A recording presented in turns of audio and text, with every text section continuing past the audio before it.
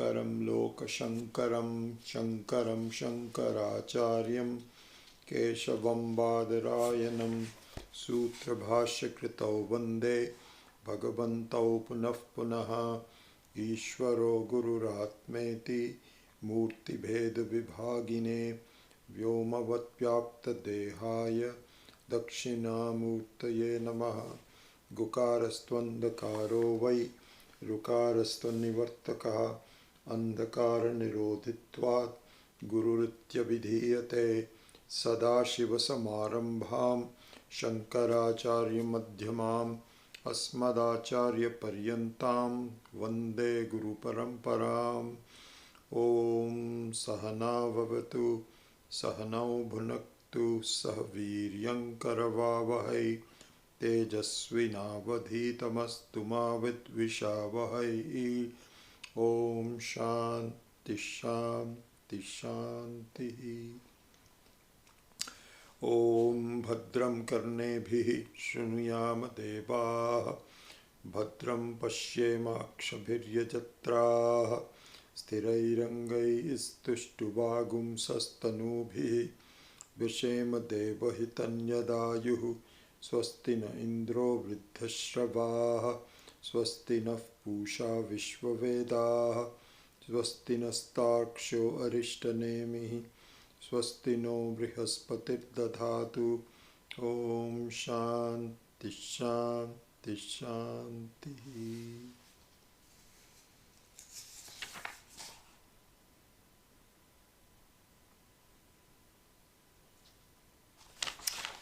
Let's chant verses number 3 and 4. And I'll just chant it the way with the swaras. Number 3 and 4.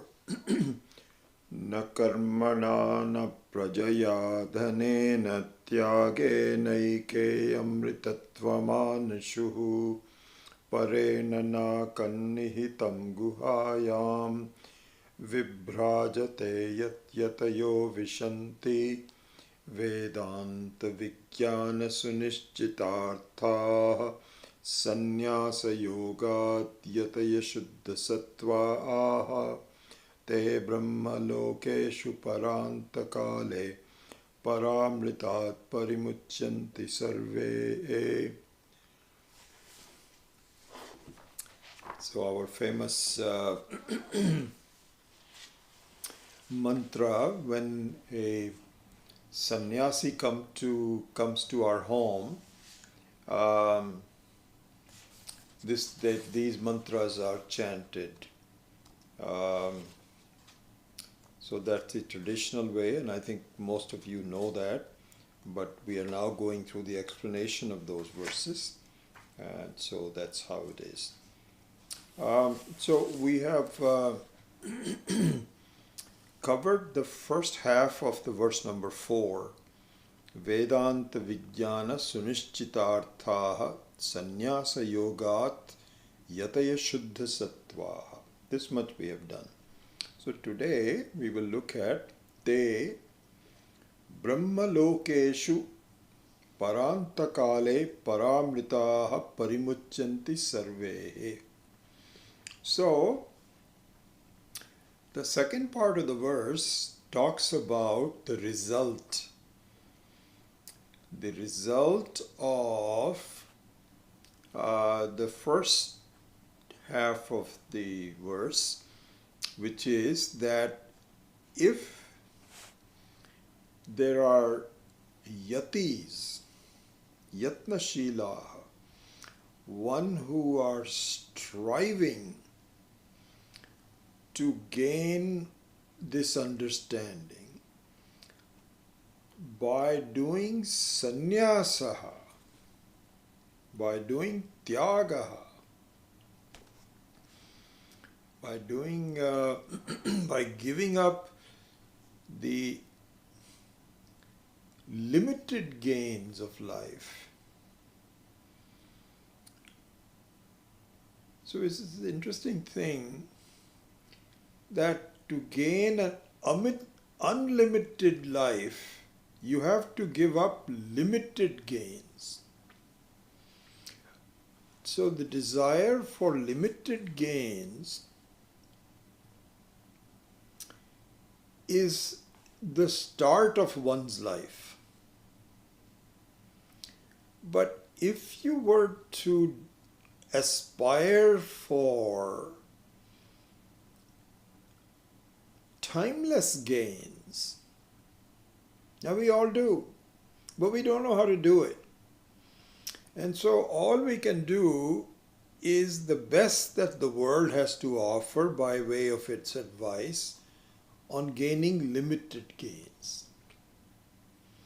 Making more money, improving our health, improving our sense of community, socially, all those kinds of things, power, are limited gains.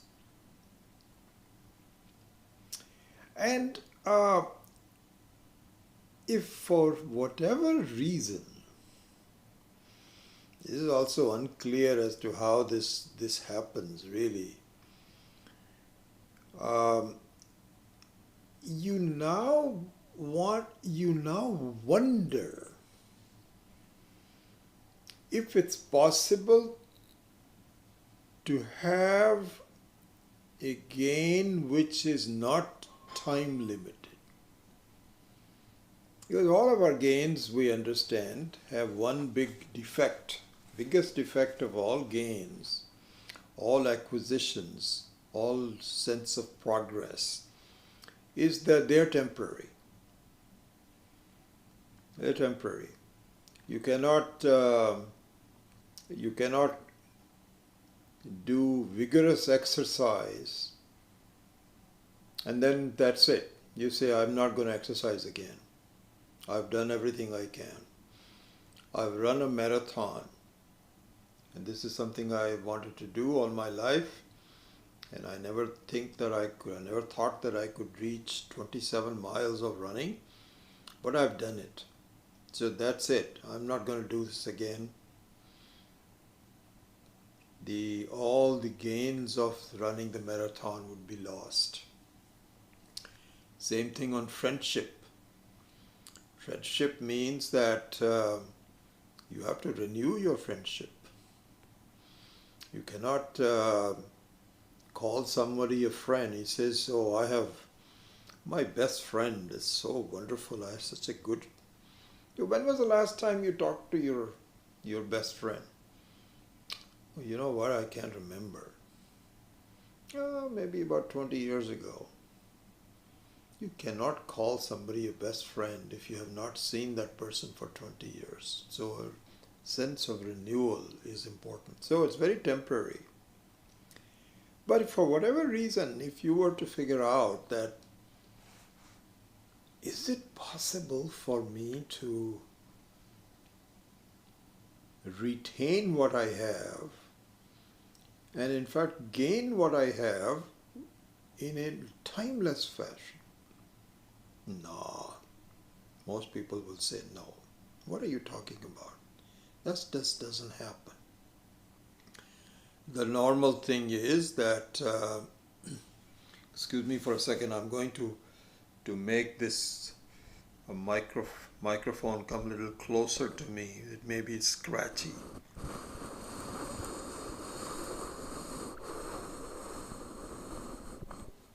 Okay, so that it's loud enough.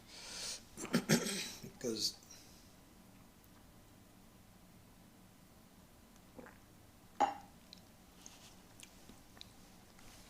so it's not possible. I don't know how it becomes available that even the possibility of unlimited results flashes across in my life. It's just a wonder. And just as often as it flashes across my life, even after it becomes available, I do not avail of it. I think that if we should, they say that that that God is present from, it's always present obviously, but it is present specially in certain cases where you need to recognize it. If you don't recognize it, so there's a possibility that you may recognize it, and if that happens, you better grab it. Don't let go of that opportunity, because it doesn't come that often. I remember, I think I was telling you this, that when I decided that the PRC course, which will be a 2.5-year course, would be held in California, because we have been dreaming about if Swamiji can come and teach us this whole thing. Then my question was, how do I get involved? Because my family structure was such that I have a wife, 2 children, a job, and I could not give that up. And I wanted to really study that because it was that strong of a desire in me. And so we went for an interview with Swami Dayanandji, and Pami and I both were there. And he asked a number of questions about children and how can we afford it, what's our financial situation, all of those kinds of things he did. Then we kind of waited for his recommendation. And so Pami and I were both sitting on the ground and kind of waiting, looking up to Swamiji.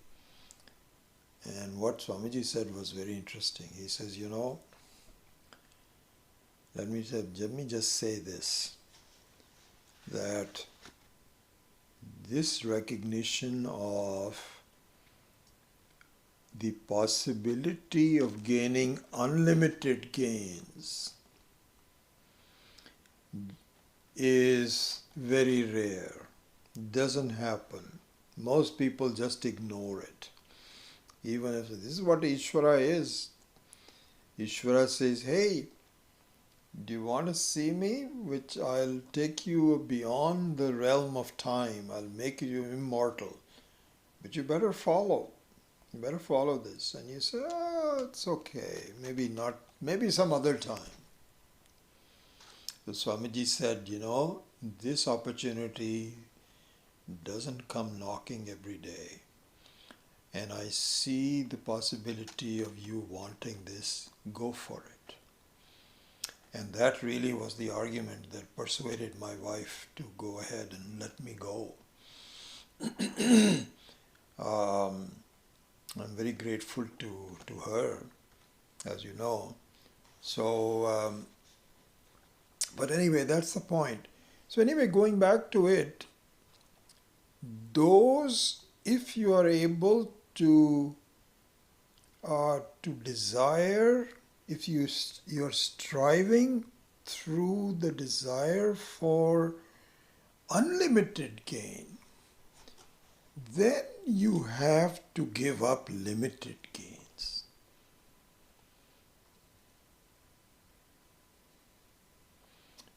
Here I think the example of the room space and total space is a very good one.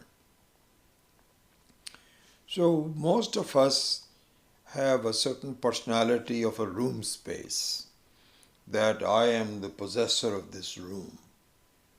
And I want to be strong, and I want to be not vulnerable, and I want to get bigger. I want to be well recognized.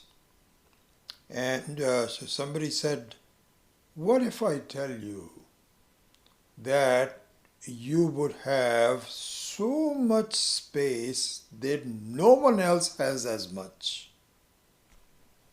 So you'll say, well, that sounds very good. Really? Is that possible? More than anyone else? See, yes, that's very possible. I want that. How do I get that? You know how you get that? you have to give up what you have today. I said, really? How do I know that your promise will come through? You're saying that you should give up what you have today in order to acquire something much bigger. But you first show me how I can get bigger before I give up what I have now. And say, well, the only way you can get bigger, if you want total space, you have to give up the notion that you are just a room space. You don't have to give up anything. You have to give up only the wrong impression that you are some kind of a peculiar person that is only here and not anywhere else. You are everywhere else. You just don't know it. Do you want to understand that? Then finally follow this. But you must give up the notion of the limited gains that you have. So this is why we went through this explanation last week also, and we'll continue to do that. That Tyage neke amritatvam anashuhu. Beautiful. This is if I can relate back to the verse number 3. Na karmana na prajaya na dhanena tyagena eke amritatvam anashuhu. You want immortality, that's only possible through tyaga. And our response to that is, can't I please hold on to all of this? Can you just get me to Amritatvam without my giving up this? Ultimately, yes, you must be prepared to, you don't actually have to give up. You see, a room space doesn't mean that you have to tear down the walls before you see that you are the space. That's not necessary. But the notion, the identification has to really be a very different one. And you cannot have that bigger identification unless you give up the smaller identification.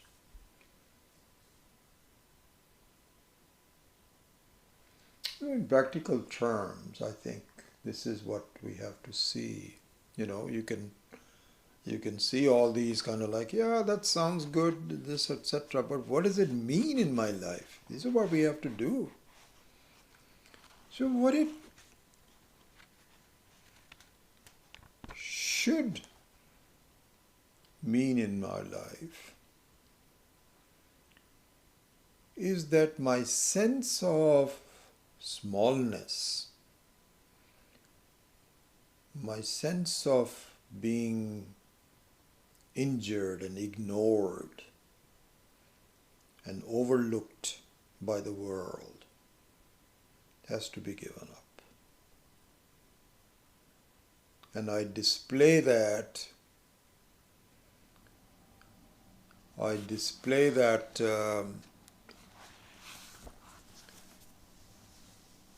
weakness on my part by my behavior,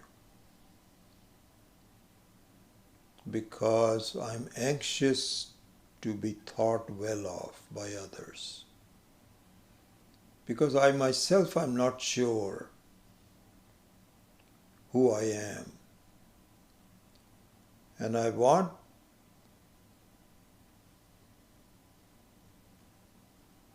the concurrence of the outside world.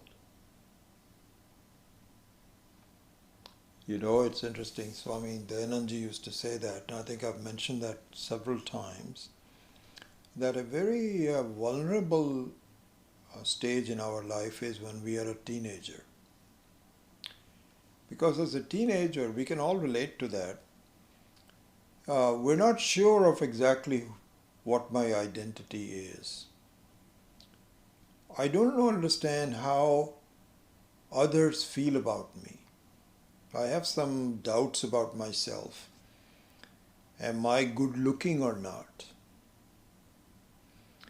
Am I perceived as a likable person or not? Not known to me. Sometimes I feel I am, sometimes I feel I'm not. I'm not sure about it. So because of this uncertainty and about vulnerability of myself, I look for concurrence from others. And Swamiji used to joke about that. He says, supposing you are a person that is become a teenager, and not become, you are teenage, you're 13, 14, something like that, just starting to do that.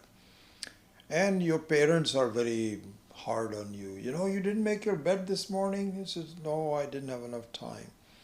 Well, you know what? You'll never have enough time. You got to do this. If you don't start making your bed, then that means, so there are all kinds of, they get on your case and one from the other. Did you study? Are you wasting? All kinds of stuff. Please change, please change. In the middle of all this, you meet somebody, if you're, let's say, a girl, you meet a boy who says, oh, you're so wonderful the way you are.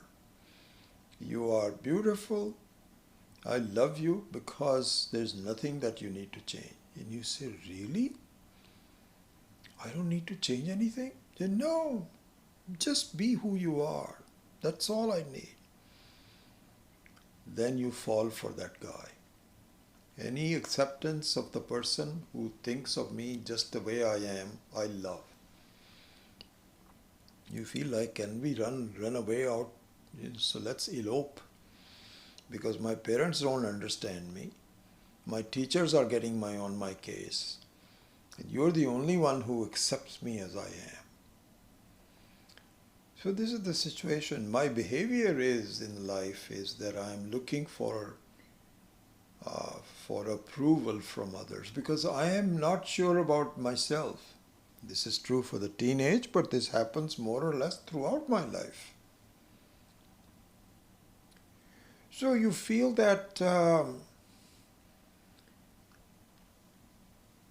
this is what I need to do. I need the approval of others. I can't give that up. That's the point I'm making. I can't give it up. I need the approval. Because I'm not sure of who I am. So here the teachers, the spiritual wisdom says, no, it's a wrong view. You do not lack anything. Really? I don't lack anything? I feel I lack a lot of things. You're not looking at the right place. You're looking at the wrong place. You're looking at your reflection. You're looking at your body and your mind and so on and so forth. Isn't that what I'm supposed to be looking at? There's something more to look at. Something more to see. And that one doesn't require any outside concurrence. In fact, it needs your concurrence. And if you were to do that, that is the unlimited. But you should give up your false notion of smallness. And so it's a push-pull. I cannot give up my smallness unless I recognize my bigness. But then I cannot get my bigness until I give up my smallness. So the only thing one can say is that try it. Because my firm conclusion is that my attachments are necessary. I'm attached to this. I have a spouse. I'm attached to the spouse. I have a house. I'm attached to the house. I have children. Attached to the children. I need all of those. Because I don't have them, I'll be lost. I'll be alone. I don't want to be alone.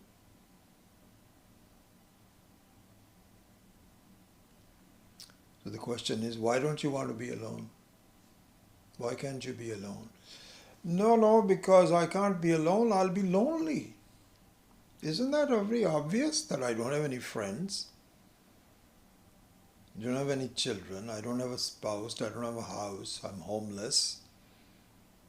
I'm miserable.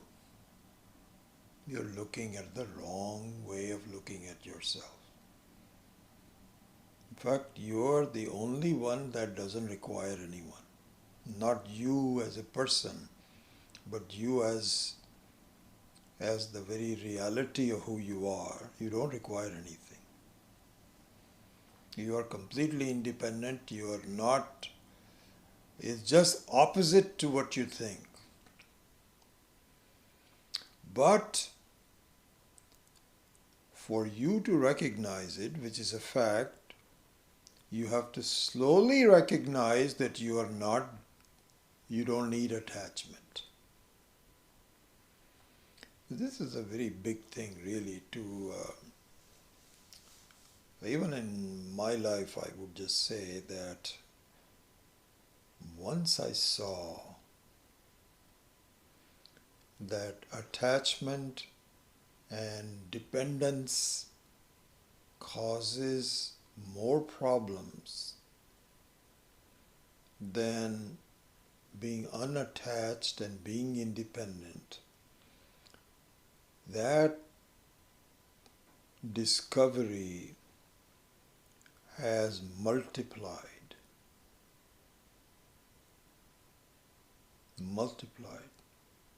It is very tentative in the beginning.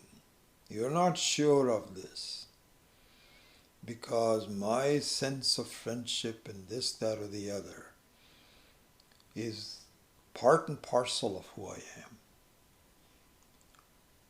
But if I really examine the pros and cons of it, and I'm following the spiritual wisdom that be independent and try to be independent, then I have to try it. And once I did, I said, my gosh, this is a this is a very golden advice. It works. And so then it multiplies to a point where you are not hanging on to the world. It doesn't mean that you don't interact with the world. In fact, it's just the opposite. And now one's interaction, once this notion of dependency is gone, that interaction becomes very spontaneous and pleasant.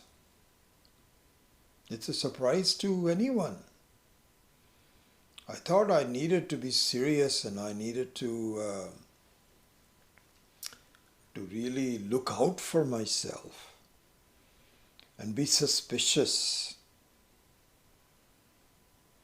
because of non-acceptance of myself.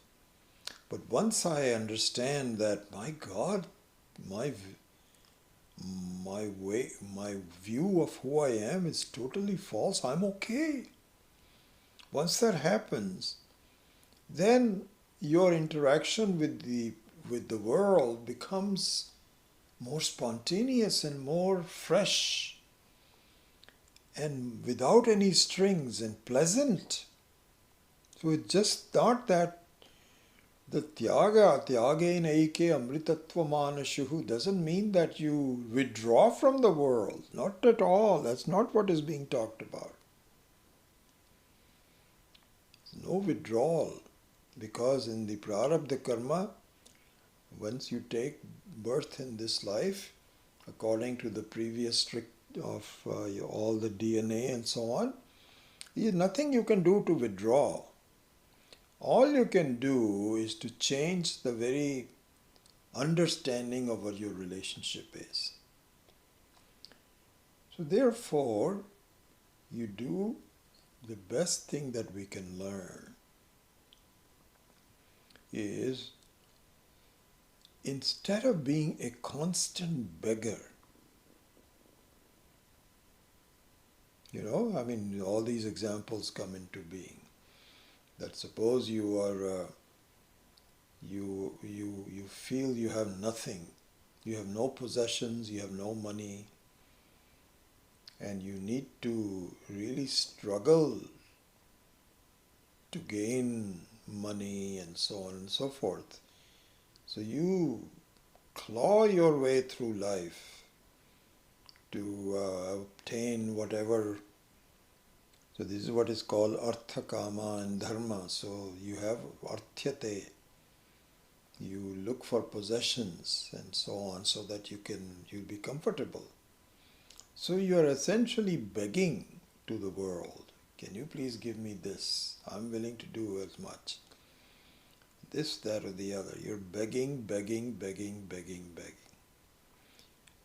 But if you were to be told that you don't realize you have a certain bank balance you didn't understand, which is, $100 million. And at first you won't believe it, but if you were to research it and find out, yes, indeed, I'm the owner of $100 million that an old uncle of mine left because he had nobody else to give it to. I was the closest relative, and he had a soft spot for me anyway. So when he died with $5 billion, he gave me $100 million out of that. And that's all mine. Then will I beg anymore? Then all I would do is to really have access to the money and not just fritter it away. That's it. That's all. So that's the situation with Tyaga, is that once I understand that, my gosh, I have a certain inner sense of being and happiness and completeness and acceptance. Once I have that, it doesn't belong to anyone, it's mine. Then it's a different ballgame. Then the world becomes very pleasant after that. So this is what it says, that please, na karmana na prajaya na dhanena tyage naike amritatva manashu. And so this is the method, this is the Shravanam. And then he says, then you need to actualize it. You need to not just have it as a theory, but something that you really see is Vedanta Vijnana Sunishchitartha. Means you must fully ascertain, examine it. In the example of the person who comes to you if supposing you have no money and you are homeless, and somebody says, you are you this person? And he says, yeah, that's me. What do you want from me? You're wearing a suit and tie and you came in a Mercedes-Benz. What do you want from me? And he says, I'm told that you are that person because I have some interesting thing to tell you. More than interesting, some very important thing. You see these papers over here? These papers say that your uncle in Romania.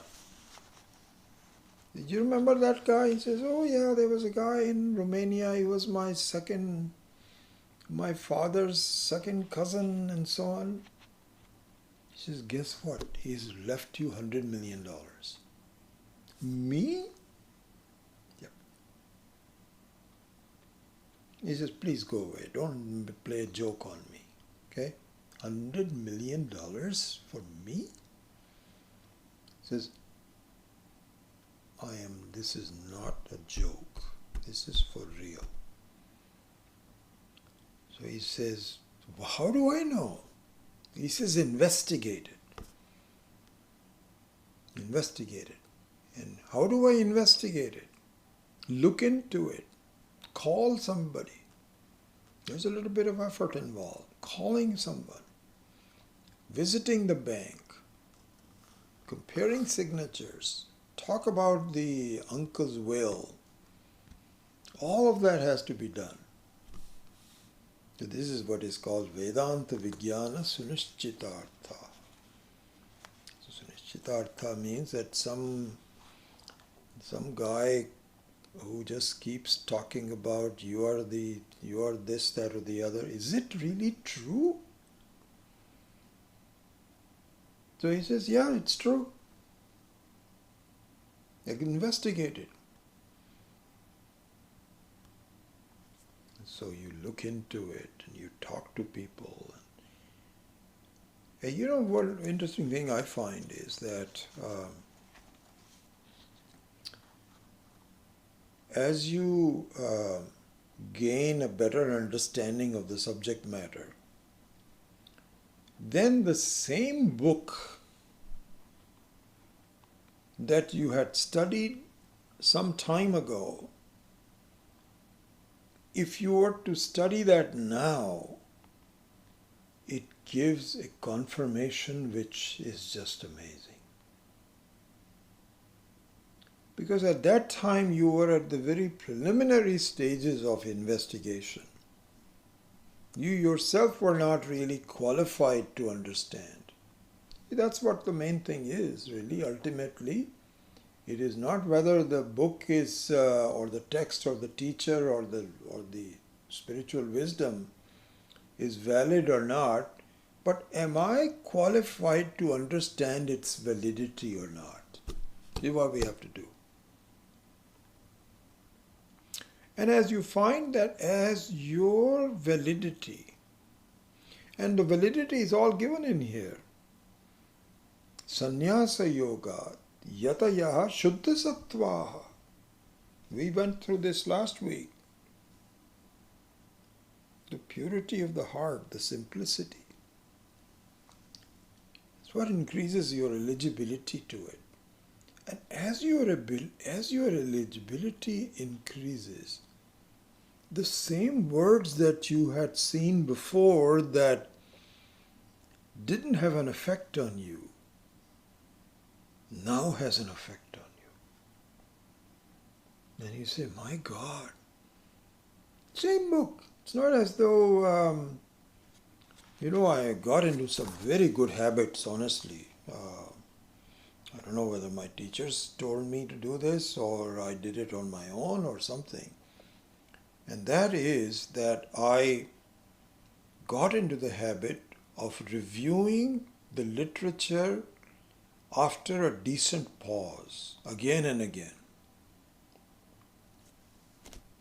I think I gave you a kind of like a vision of how that is.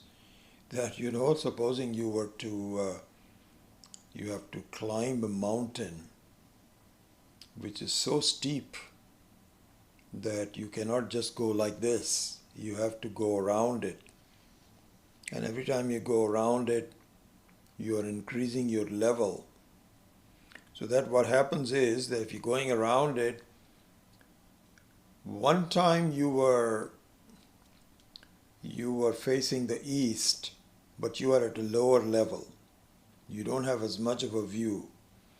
Then you go around it, east, north, west, south, and as every time you're climbing, Next time you come to East, you are at a higher level and you see more.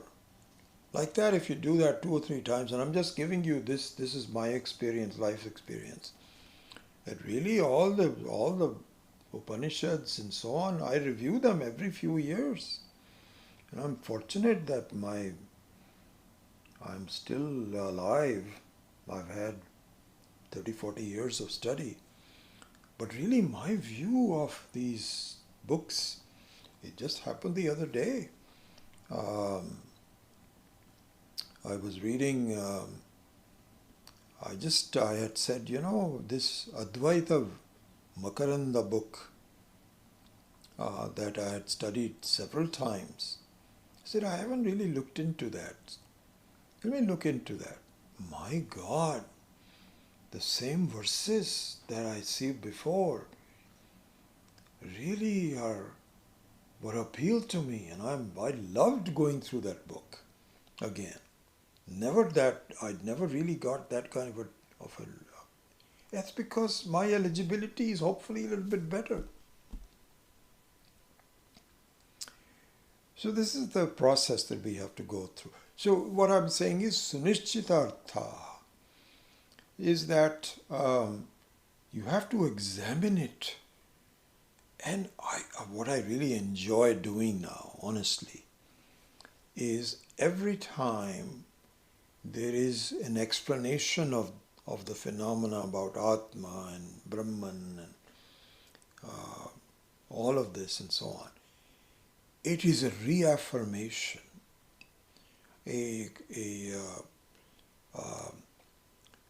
it's a confirmation. Yes, this makes sense. Yes.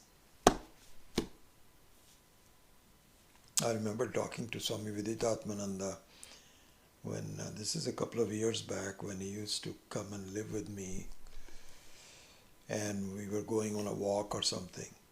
And we were discussing this phenomena. He says, isn't it a fact that once you study the subject matter, and now when someone says something about it which you can appreciate, is a feeling of joy and confirmation. And he says that happens. It happened to me. I'm very happy. We were discussing that. So, sunishchitartha. Okay, it's like that homeless guy who was given $100 million to examine. He's a bunch of papers. He says, okay, here's number 1, number 2, here's all these things, examine them. And here's the name of the banker. Call him up and say, who does the money belong to? Do it. But you have to do it, otherwise you'll never believe that you had this fortune. So if you set about it, and then every step of the way you feel, yes, this appears to be mine. Yes, it is not a joke. Yes, it is not, I have to start paying taxes now, but otherwise the money is mine. And then you have to test it out also. You have to withdraw like $100 from the bank. Can I really get $100? Yes, you got $100. Nobody asked you any questions. Then your lifestyle can change. This is exactly how the Vedantic study has to go through. That it is yours, but I don't believe it. And I need to investigate it, because your mind is a very reason-oriented phenomena. It doesn't accept anything which does not understand. So the mind says, what are you talking about? You're going to fall for this? That you are timeless and immortal already, and you didn't know this? Just forget about it. Okay? This is too much to accept. Just ask for, how can I be a little bit better? That's it. The mind also gives you all kinds of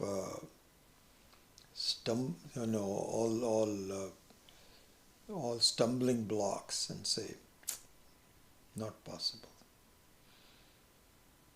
But the more you investigate it, sunishchitartha, then what it needs is sannyasa yogat yatai shuddha sattva. Then you have to do sannyasa. So sannyasa means samyak nyasa.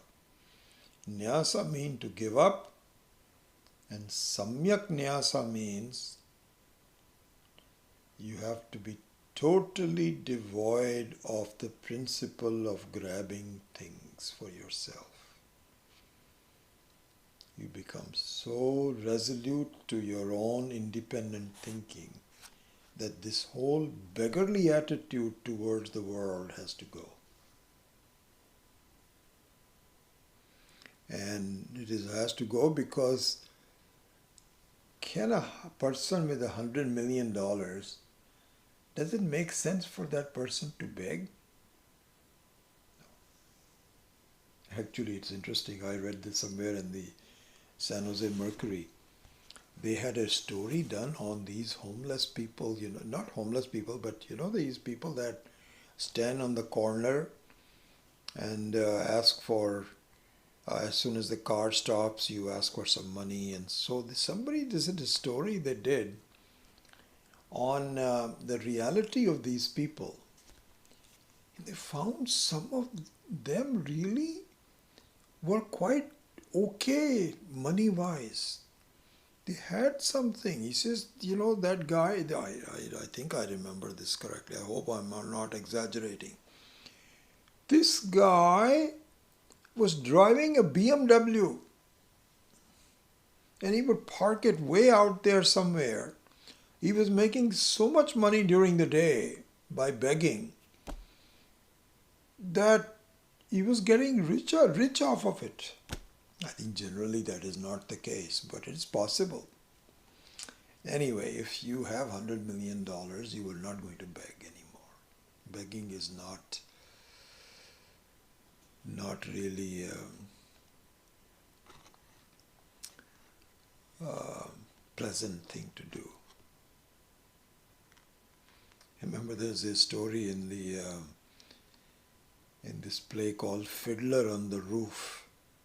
I remember that a long time ago. I saw that play, Fiddler on the Roof. So there's this guy who had his cap out and he says, alms for the poor, alms for the poor. To this guy who was passing by, and he was wearing this was a really play I saw, and I don't know if I saw it in New York or in San Francisco, I don't remember. And so this guy was passing by and he was all very well suited, booted. He had top hat on and tie and, obviously had a lot of money. And so he was passing by, so he says, alms for the poor. So this guy said, I'm having a very bad day. And I'm not in a mood to give any money to anyone, okay? So just leave me alone. Don't keep on badgering me. So this guy says, wait a second. If you are having a bad day, you're making me having a bad day also? That doesn't make any sense. So you keep your bad days to yourself, but give me the money. I thought that was really a funny line. Anyway. So sannyasa yogat we had finished. Yata yashuddha sattvaha viyashuddha. So this is if you have to do this, now comes the results of doing this. So let's just look into that. The second part of the verse is Te means they. Can you believe this? In Sanskrit it says te, and in English it says they. Te brahma lokeshu parantakale para amritaha parimuchanti sarve. te sarve.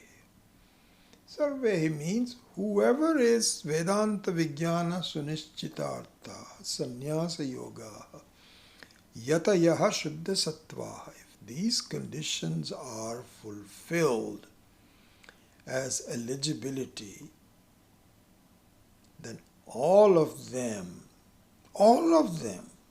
necessarily Brahmalokeshu parantakale paramrita parimuchyante. Paritaha muchyante. They gain moksha completely. Complete parimuchyante means that there's no question of anything causing a problem to them.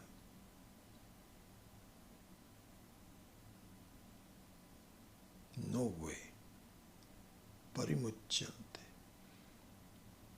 So muchyante means that supposing you were caught into a situation where you thought you were stuck, but somehow you got out of it. You were very lucky.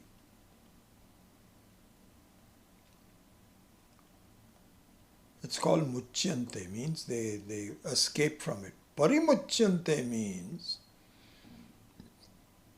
totally free, not temporarily free.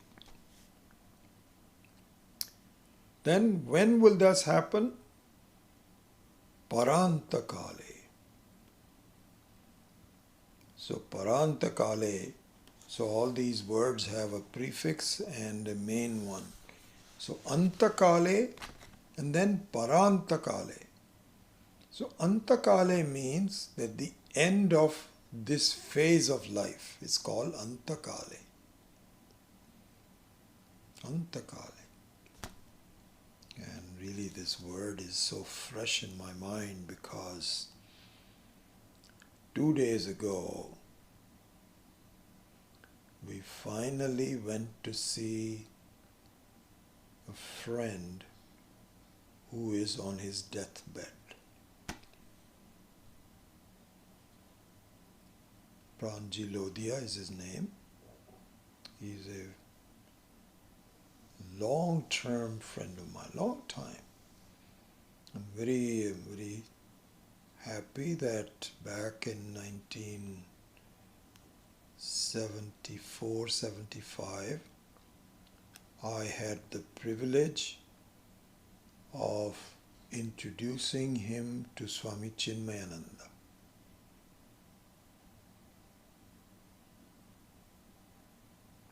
And he became such a devotee of Swami Chinmayanandaji that he served him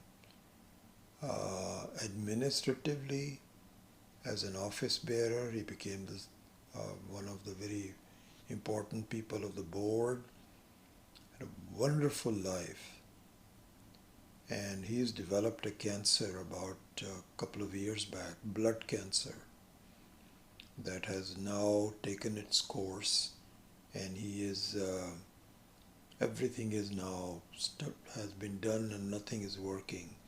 So he has stopped taking radiation, and he is in the final stages of his life. And my wife and I went to see him. Very sad occasion, really, to see him in this state. And he's a Vedantin, so he understands all of this. So I read him the 8th chapter of the Bhagavad-Gita and talked to him, and he has some value for me because I was the one who introduced him to Swami Chinmayananda, and he knows my commitment to this Vidya. Anyway, he's going. So this is what is called Parantakale. Antakale. So the 8th chapter of the Bhagavad-Gita is an interesting one. I think we have talked about this already. So normally the Vedanta is all about moksha, parimuchyante, right here and now, by the understanding. But what if the understanding is not clear, and by that time I run out of time in this life? This is where the 8th chapter is given. It's a very important chapter, which is a kind of like an outlier in the rest of the Bhagavad-Gita, which is 18 chapters. But all the 18 chapters are meant for sadhyamukti, that for understanding that you are the whole, that you are not lacking, you are the very Brahman. But if my eligibility doesn't allow me to quite grasp the truth about myself, and my life is ending, so what then happens to me? So the 8th chapter is devoted to that. So here Ishvara says, please, the best advice I can give you is that you will be taken well care of, even if you were not able to complete this process. But if I can suggest to you, even before death engulfs you, please recognize my presence in your heart. And as you lose your last breath, don't only be concerned with your friends and family, which of course you will be because they are all around you. But think of me alone. Not alone. Think of me also. Why should I think of you also? Because I am also the essence of who you are. And I'm supporting you in your life from life to life to life. The other people are local supporters, but I am your permanent supporter. I'm the one that has to decide where to send you next. Under what parentage will you be born? Under what situation will you be available to continue this journey? Give you the right set of conditions to live by, so that nothing is lost that you have already accomplished, and in fact everything is protected, and you are given. This is all given in the 8th chapter. So I had the honor of reciting this for my friend, and then talking about it, assuring him about things, and he was peaceful. He's in pain, obviously, because of all the radiation and this, that, or the other, but his mind is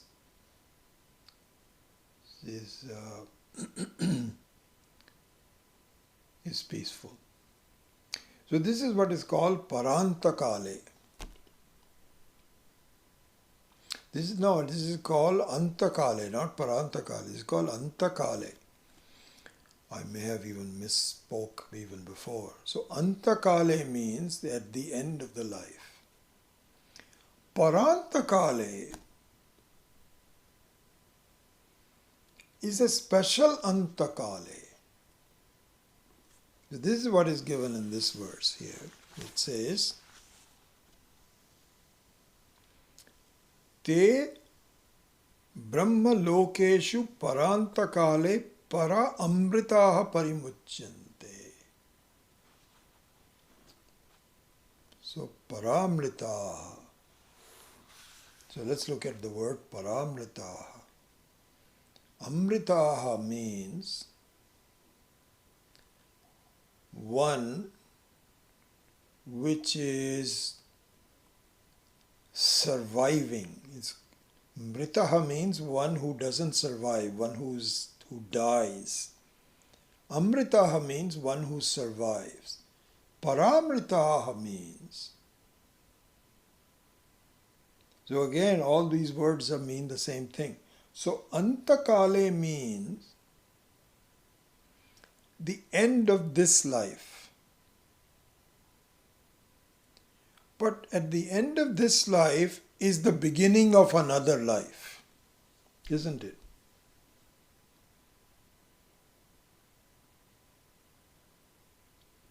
Because as we have seen in the other previous classes also and previous texts, that the Sukshma Sharira survives, only the Sthula Sharira dies. So your sense of being, who I am, will continue. And your sense of being as to what I am will continue.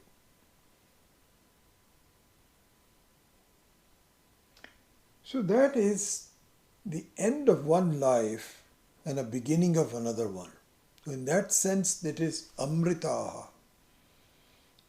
So the Sthula Sharira is Mritaha, but Sukshma Sharira is Amritaha.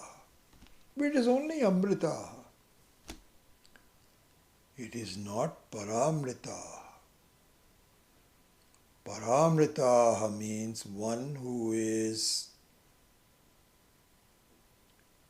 not Amritaha by contact or by conditions, but unconditionally. That is the Swarupa. You see, this is the words in Sanskrit are used called Swabhavaha and Swarupaha. So the Swabhavaha is the personality and Swarupa is the person. So as the Bhagavad-Gita says that at the end of the life, your personality is like your garments that you are wearing, your covering. Because it's very interesting, the personality, one of the aspects of the personality are the clothes that we wear. We all have friends who have very good taste. They are very elegantly dressed. And so you can tell their personality from their clothes. There are other people who are very garish, who don't have a sense of color. And you feel this is a very interesting personality that this person has. But the person behind all this may be different, completely different. So the Sukshma Sharira, the subtle body that we have, is really a covering. It's a personality. And the Sukshma Sharira survives to be attached to another Sthula Sharira. So that is its personality. But that means that it is attached to something. But Paramrita means, which is the Swarupa, not Swabhava. So these are the words that are used to describe the distinction between personality and person.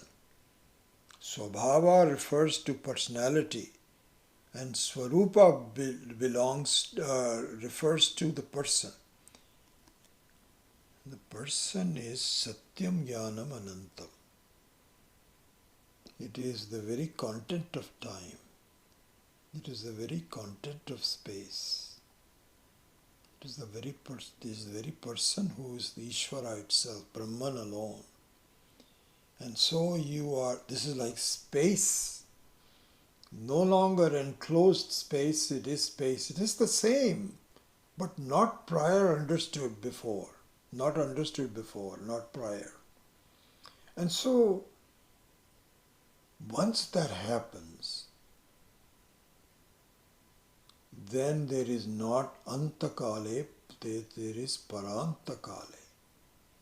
So you look at this now. So that means that there is no...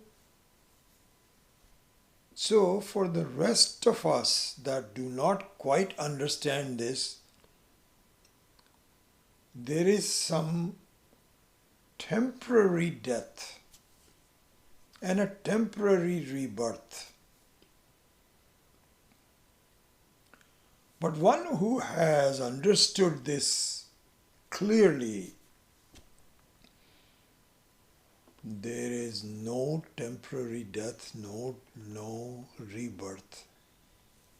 You are already free from sense of having a body and mind and death.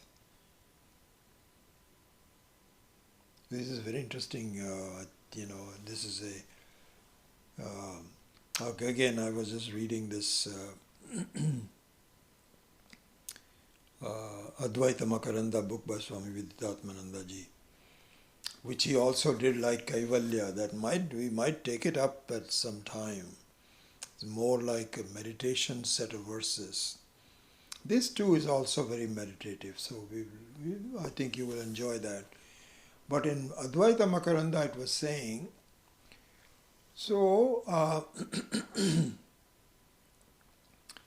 there are meditations that are based on facts.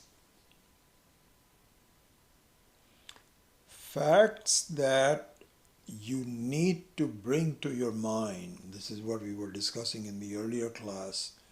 You have to bring up to your mind and appreciate it. So one of the facts to appreciate is that I cannot be harmed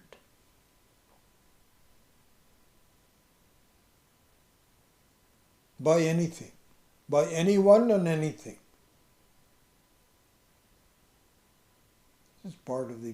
This is part of the understanding and thinking about it. Why is that? Why can't I be harmed? So this is given in the Advaita Makaranda as one of the ways to appreciate this fact. It says, you cannot be harmed because you are not made up of parts. You don't have a form that can be changed. It's a very important thing to see. Pardon me.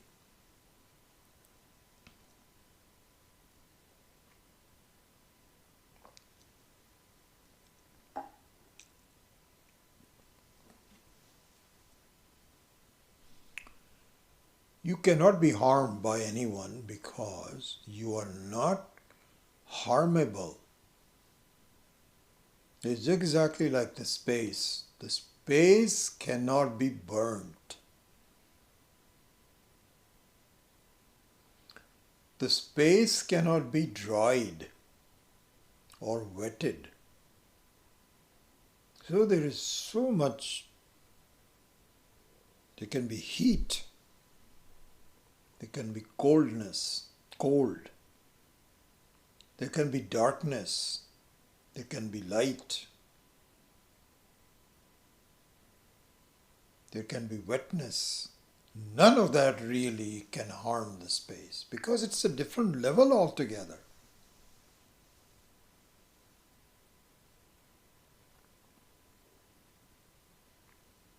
Space is a very beautiful example.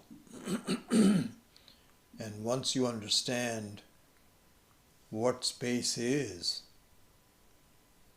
all the capabilities of it, it is in fact the keeper of all of the subtle forces of the entire universe is in space. Pardon me. It is not just it's not just nothingness. In fact, it is a very subtle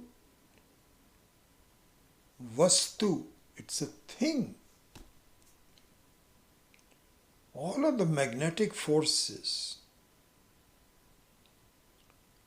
all of the sound is in space.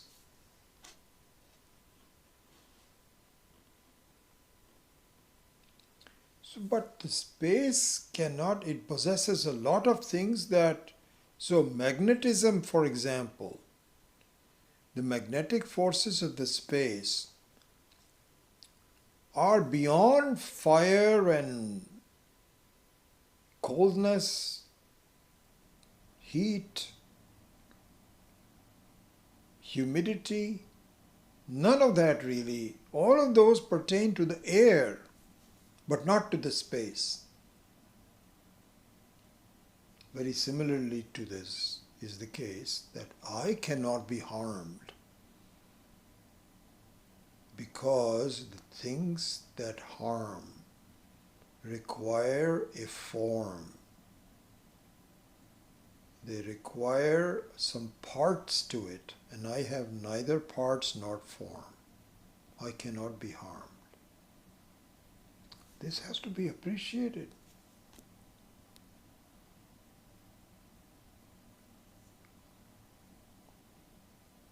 Once it is done, then it's not antakale, it's parantakale. It's not amritaha, it's paramritaha. It's not muchyante, it's parimuchyante.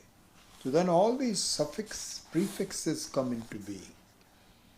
Paramritaha, parimuchyante, parantakale. Means the whole ball game is over. You are free here and now as your very swarupa, not just a swabhava. It's not your personality, that is you. That has to be understood. This is a fact. So the second part of the verse talks about the phalam, the result of this understanding. That if you were to look into this and you are qualified to understand it, Vedanta Vijnana Sunishchitartha Sannyasa Yogat Yataya Shuddha Sattvaha Te Para Brahmalokeshu.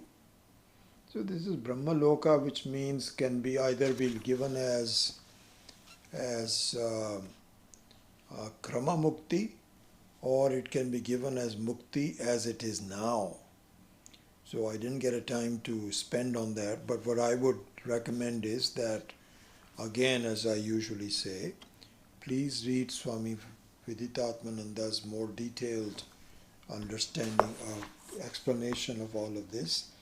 And so his explanation of this verse begins with page number 77, and it's a very short explanation. No, actually it goes up to, the Krama Mukti and all of that goes up to page number 87. So 77 to 87, 11 pages. So kindly look into that, and then by that time we would have finished once you do that, we have finished our explanation of the verse number 4. And the next class we will see Vivikta Deshecha Sukhat Sanasana. With that, I close the class. Om Asatoma Satgamaya Tamasoma Jyotirgamaya Mrityorma Amritam Gamaya Om Purnamadav Purnamitam Purnat Purnamudachyate Purnasya Purnamadaya Purnamevavashishyate. Om Shanti Shanti Shanti. Harihi Om Shri Gurubhyo Namaha. Harihi Om.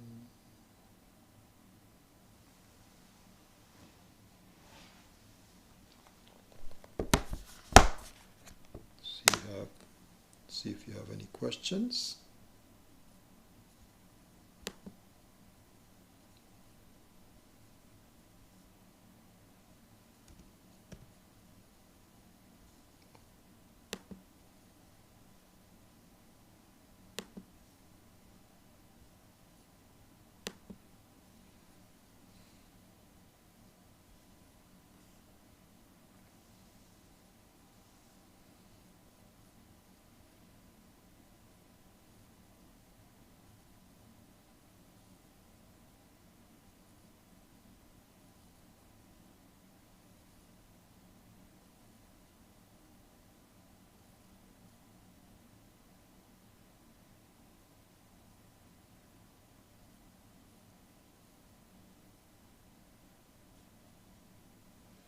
Good.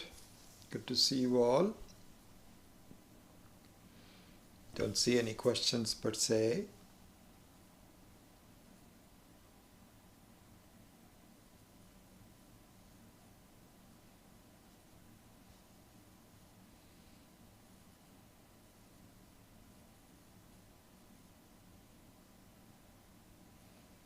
So if not, then I take leave of you and I will see you hopefully next week. Om.